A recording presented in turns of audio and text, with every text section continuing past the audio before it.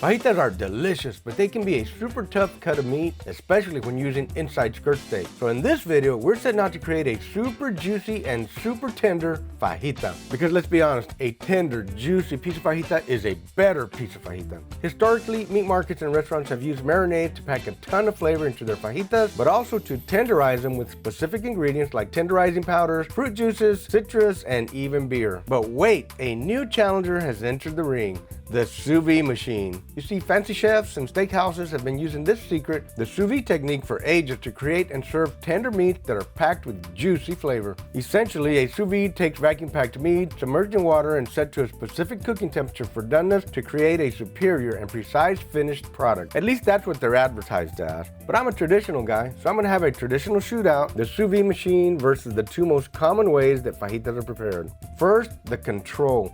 We're not doing anything to the meat except trimming it, seasoning it, and getting it into the fridge so that the seasoning can penetrate for 6 hours. This might be a somewhat of a tough bite, but it'll be the basis of our evaluation. And secondly, a tenderizing marinade. We're gonna mix up a traditional marinade with tenderizing ingredients to see how it fares up versus the sous vide. We will of course be using the real fajita, the inside skirt steak, and in theory, both the sous vide and the marinated fajitas will be juicy and tender. And for a fair and thorough test, we will be cooking each piece of fajita on the same grill and shooting for the same target doneness at 135 to 140 degrees internal temperature. But only one can reign supreme, so we will then taste them back to back to see which one is the winner. Y'all take a guess at which one will come out on top and let me know in the comments after the video if you guessed correctly. So let's get fired up and grill some super tender fajitas. Vámonos! We eat fajitas in tacos, and every taco needs a salsa. And today we're making a salsa cacahuate with peanuts from nuts.com. Salsa Cacahuate is a peanut salsa. Man, beautiful color. All right, let's try this on a chip here. Woo! It is hot, but it is addictively delicious. I want to take a quick minute to thank today's sponsor, nuts.com. We traveled for about 20 years on the competition trail, and my #1 favorite snack was always a bag of nuts with some raisins and some cranberries, and I'll usually do my own little trail mix, but that was always my go-to. I always carried a little bag. That is my favorite go-to snack when I'm on the road. Nuts.com is your one-stop shop for freshly roasted nuts, dry fruit, sweets, and pantry staples like specialty flours and more. Their wide selection means that there's something for everyone. At nuts.com, quality is top priority. They roast their nuts and pop their corn the same day that it ships, so that way they reach you deliciously fresh, and satisfaction is guaranteed. Now, one of the things I like to do before we make a video about any particular product, I like to try them. So a few months ago, I actually purchased a whole variety of nuts from nuts.com. I got to try the cashews, I got to try the pecans, we got to try the peanuts, and the almonds. Almonds are another one of my favorites. And friends, I just got to share with you guys that all of them were really good, and that's when we decided that it was okay to make a video for them. Right now, nuts.com is offering new customers a free gift with purchase and free shipping on orders of $29 or more at nuts.com/ArnieTech. So go check out all of the delicious options at nuts.com/ArnieTech. That's at nuts.com/ArnieTech. Now let's go grill some fajitas. Vámonos! The end of the skirt steak is always the toughest part. So in order to give this particular cut of meat the best possible chance at competing with the marinade and the sous vide, I'm gonna cut both ends off. The center part of the skirt steak is always the most tender compared to the edges. That's just been my personal experience. All right, you wanna get all this tough silver skin off of here because it will prevent the rub from penetrating into the meat, and you'll get maximum flavor on your cut of meat if you get this silver skin off. I'm gonna go a little extra on the OG and the WOW to give this cut of meat a chance. Give it a chance. All right, friends, this is gonna go into the Tupperware and into the refrigerator. Even though we bought both strips at the same meat market at the same time, there can be a difference between one strip and the other. So what I'm gonna do is I'm gonna take one strip and I'm gonna cut it right in half. And it's gonna be the same piece of meat for the sous vide and the same piece of meat for the marinade. So each one of these is gonna get a little different process. The first thing I'm gonna do is I'm gonna trim off a little bit of the silver skin here, a little bit of this fat. And you don't have to get it all off 100%, especially not for a test like we're doing today. This is gonna go into the sous vide. We're gonna put that right there. Now I'm going to trim this other one, take off some of this fat so that the marinade can penetrate a little bit better. This is a real tough skin right here, so you always want to try and get that off. as much as you can, and a really sharp knife helps with that for sure. So this will be the marinated version of the fajita. This will be the sous vide test. Today's marinade is going to be pretty simple. We're going to use 1 tablespoon of WOW, and for a little extra salt, pepper, and garlic, we're going to add a tablespoon of OG. We're going to use 1 teaspoon of powdered tenderizer. This is Adolph's, by the way. We're going to get 2 teaspoons of chili powder. This is for color and a little extra flavor. So I'm gonna whisk it a little bit, and while that's dissolving the salt, I'm gonna go ahead and get me my lemon in here. Now we can drop some of these lemon rinds in here. We're also gonna add 2 tablespoons of Worcestershire sauce. I like to call it Worcester, it's just easier. 2 tablespoons of Worcester. We're gonna also use a half a cup of olive oil. All right, and last but not least, we're gonna use half of a honey sweet onion, just my favorite onions. Drop all of that in there. Now this is a quick and easy marinade to add a little extra flavor and a little zing to your fajitas or your steak. This is the other strip of fajita that's gonna get marinated. I like to put a little bit of marinade on the bottom first, then lay it in there. And this is long, so I'm gonna put a little bit of marinade in there as well. Then a little bit on top. Give it a little shake, make sure you get it all in there. I'm gonna be back into the refrigerator about every 30 minutes or so, and I'm gonna flip this meat over, make sure the marinade penetrates both sides really, really well. All right, let's get the lid on this and get it into the refrigerator. All right, friends, so the first thing we're gonna do is season up the skirt steak that's going into the sous vide bag. So I'm gonna put a little bit of WOW on here. This seasoning here was created specifically for steaks and fajitas. I'm also gonna add an extra little flavor with some salt, pepper, and garlic, because I like that flavor, and a little extra salt on a steak is always good. I won a lot of fajita competitions mixing up this blend from scratch. Now we have it in a shaker. Y'all can get it at pitmaster.us. All right, so we're gonna get this into the bag. I wanna make sure it's stretched out as much as possible so that we get that sous vide warmth cooking this piece of meat from both sides all the way through. Next, we're gonna vacuum seal it. I always like to make sure that the seal area is very, very dry, doesn't have any fat or anything, so that it stays nice and tight. It's like magic. All right, my friends, I have vacuum sealed the sous vide fajitas. I put a double seal to make sure they don't leak. Let's get them into the sous vide. So I'm gonna put those right there. We're gonna add some water. Okay, I'm gonna clip this here so it doesn't move around. I'm gonna set my sous vide to 130 degrees. All right, we're ready to sous vide some fajitas. All right, now the marinated fajitas and the controlled fajitas are in the refrigerator. We're gonna get them out about an hour before we actually cook them, just so they're not super cold when they hit the grill. So we'll be back in about 6 hours. The word fajita means little belt. That skirt steak is a pretty long strip of meat. Kind of looks like a wrestling belt. All I need is a buckle for it. Then it'll be a real fajita. Just kidding, guys. All right, friends, we're outside now in the porch. When you're cooking fajitas, when you're cooking steaks, skirt steaks, any kind of steak, you really want a hot, hot fire. We're sitting at about 50 degrees out here today, so we're gonna put a little extra fire in there just to make sure that we cook hot and fast. Today we're running oak with mesquite lump. We're ready to rumble. Let's go. All right, friends, here we go. First fajita to make the grill is the control. Now this is a big, wide inside skirt steak. We're gonna drop it right on the fire here. It's nice and hot.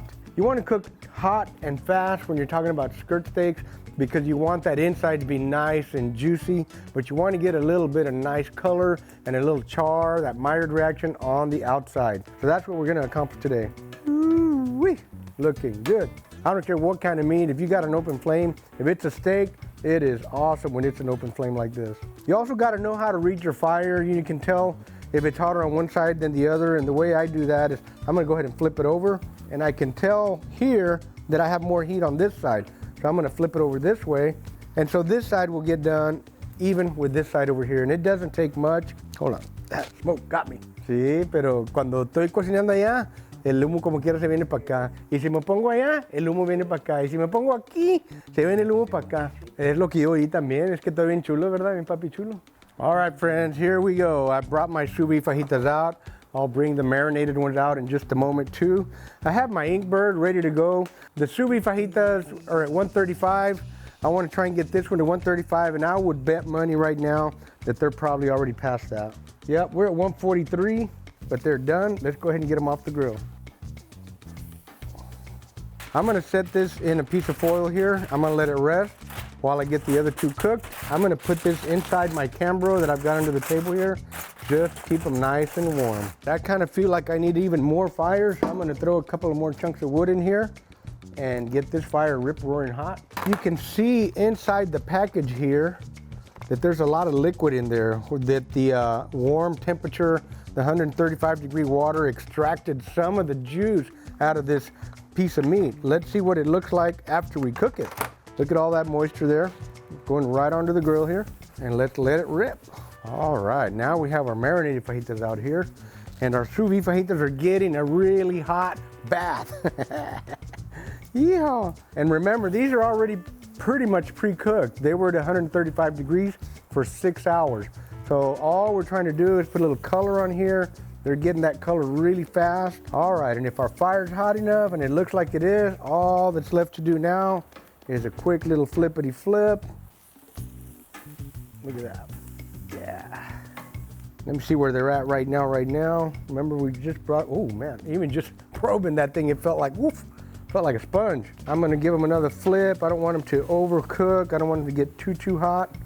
I just want to get a nice little char on here. They're at 131. They obviously cooled off just a hair when we brought them outside. Woof, look at that. Those tongs got hot sitting out here. Here's a pro tip. Don't leave your tongs hanging close to the grill because they get really hot. All righty, got a nice color on there. They were already at 135. Time to get them. Get them. We're gonna get these into the Cambro, let them rest for a little bit while we cook our marinated fajitas. I think I need to rearrange a little bit of this wood here just so it'll cook nice and even all the way to the other side too. Ooh yeah, baby, we're gonna cook hot and fast now, for sure. Check that out. Then we're just gonna drop them right there, woof. I'm gonna change my gloves so I can be ready to slice in just a moment. All right, friend, it's time for a little flippity flip again. And there we go. You'll notice that it's really not as easy to get a char on a wet fajita like that. When you marinate meat, you need an even hotter fire. The fire kind of died down because there's so much moisture coming out of the fajita there. And don't be afraid to flip and move the meats around. If you know it's hotter on this side, it's okay to rotate it. And if it's super hot, it's okay to flippity flip, because you don't want to burn it, you just want to char it. Time for another flippity flip.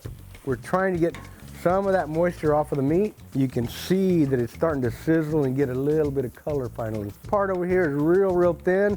I'm gonna move it back over here where there's not quite so much heat. This is the thicker part. I wanna make sure that gets cooked. I'm gonna check just to see where we're at. We're not quite there yet, friends. We'll get there though. We're gonna flip this over one more time. Andale, look at that. Look at that, now we're getting some pretty color. We want to make sure we cook them all to approximately the same internal temperature, just to be fair in our comparison. 135, 133, let's give it a couple more minutes. We're almost there, friends. A lot of times, once you see the clear juice coming up to the top, it's time to flip as soon as that starts to happen, and that also means it's cooked inside. You can go ahead and pull it, but today we're trying to get the same temperature across the board so we can have a fair comparison. I'm gonna put this in the foil for a couple of minutes. We're gonna give it a little rest too. All right, I got hot just cooking back here behind the grill, so I'm gonna take off my little sweater here. Okay, friends, let's get all 3 pieces of meat out. This got to rest for a few minutes too, not a whole lot, but look how much juice is in there with just a couple of minutes time. That is the marinated piece of meat. Look at this one, wow. This is the sous vide piece. Look at how much juice is in here. Holy cacadoodle-doo, wowza. And then this is the control. We're gonna taste this one first. Lots of juice here too, lots of moisture. Wow. So the first thing we're gonna do is we're gonna get the control steak here. Beautiful color in there, look at that. Let's see what the sous vide fajita looks like. Whoo, look at the difference. Look at that. And then we have the marinated fajita. That one looks a little red, perfect. Sous vide, perfect pink in the middle. Control, perfect pink in the middle. Perfect medium. Let's give it a taste test. We're gonna start with the control. I'm gonna cut them about 1/4 to 3/8 of an inch thick. I can tell just slicing them, they're not super tender. Oh, baby. That little bit of WOW, a little bit of OG combo. All right, it's getting cold fast out here. Let's go to the next one. I'm gonna get the thicker part here. This is the Sous Vide fajita. Man, just slicing it, I can tell it feels soft. Beautiful. Definitely more tender, but I gotta say the flavor is still better on this one. Maybe I needed to season a little bit heavier on the Sous Vide. We'll find out next time. But for now, let's try the marinated fajita. Let's see how tender this one turned out. It doesn't really feel tender getting it sliced, to be honest with y'all. It might just be my imagination. Whew, these marinated ones turned out beautiful too. Look at that. Just perfect, perfect, perfect medium. I'm gonna shoot straight with you guys. Tenderness wise, these two are almost equal, and I'm almost inclined to give this one that little edge. So I'm gonna cut another piece of each of these and give it a second try. That one had a little more flavor. The first one didn't have quite as much. It's delicious, I can tell you that much. All right, let's take another piece of Sous Vide here. Definitely tender. Definitely tender. That was definitely a tender cut of meat. It is a little more tender than this one, but they're very, very close. I'm gonna say that it's gonna really depend on what you put in your marinade. It's what's gonna make the difference in tenderization. I can tell you this, both of these are way tender compared to this one, but we haven't tasted this one again yet. Yeah, they're definitely tough. It's chewy. I'm gonna invite my camera guys to come over here and taste so y'all won't think I'm being biased. This is the control, this is the Sous Vide, and that is the marinated one. Y'all go for it. It's not bad. Not bad. A little chewy though. Yeah. That is the Sous Vide fajita. Tender. Can you tell the tenderness right away? Yeah, right away. You like that one? It's tender, right? Okay, y'all try the marinated one next. Nah, Sous Vide's more tender to me. Is it? I kind of thought the same. Well, if y'all are going for third, so am I. I'm leaning toward this one. That's just me though. A little more, like, just a tiny bit more juicy, like for me. There is more flavor on this one. I'll say that. I'm gonna agree with that too. Thank you. Yes, sir. Appreciate it. All right, now we're gonna get Terry over here. Let's give you one of the control ones. And I'll cut you a little piece of the Sous Vide here. That's good flavor. Good flavor. That's Sous Vide. And this is marinated. I need a beer. Hey, that's my line. That marinated one tastes really, really good. Very good. Flavor-wise, not the winner. Tenderness, very, very close. Very close. Mm-hmm. For me, I'm gonna say, because that's flavor and tenderness, I'm gonna get a beer. Bring me one while you're there. All right, friends, so the choice is yours. These were super close, tenderness-wise. Of course, this might get more tender if we give it 10 hours or maybe an overnight, right? But to me, it kind of almost had a boiled effect. Maybe it needed more seasoning, but the marinated one was right there with it. It got tender. It has a little more flavor. So you have an option. You can either spend $400 and get you one of these sous vide machines and go to town on your steaks and fajitas, or you can follow this marinade recipe and buy $400 more worth of meat. The choice is yours. I'm just saying, guys. Friends, I hope you enjoyed this video. This was definitely a blast. I mean, I'm gonna say all three pieces of meat were fantastically delicious, but this is tender, this is tender.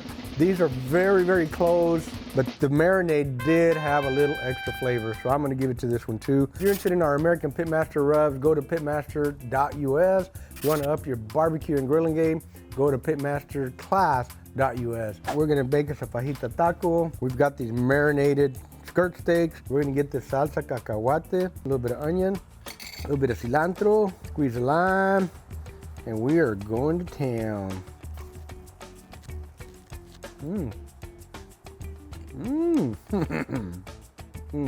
That is awesome. All right, friends, we're gonna cut so I can finish eating my taco. Thanks for watching, friends. We'll see you guys at the next one. Boom.